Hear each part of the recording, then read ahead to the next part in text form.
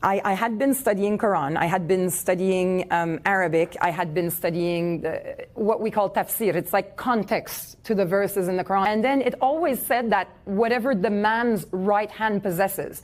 So the first few times I came across two specific, I guess, verses, I thought it was war booty, it's a bag of gold or something of that kind.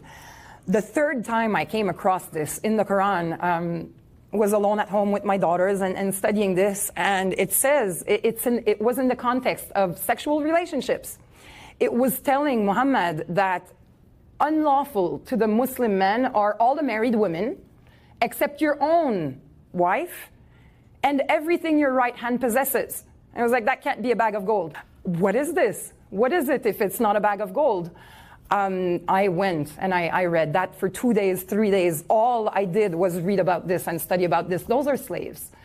Basically, you go in, you wage war, offensive war, I should point out.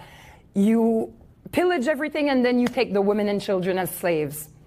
Female slaves belong to the men, to the masters, and they have to sleep with them whenever the men want to. So they are, in fact, sexual slaves. That's what the right hand possesses.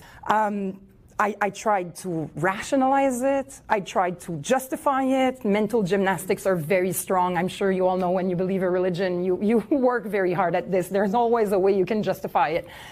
There isn't. There really isn't. So eventually, my husband came home from school or work one day, and I was like, I'm sorry, honey, we need to sit down and talk.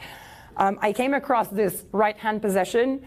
I've been studying about it, and from what I understand, this is women.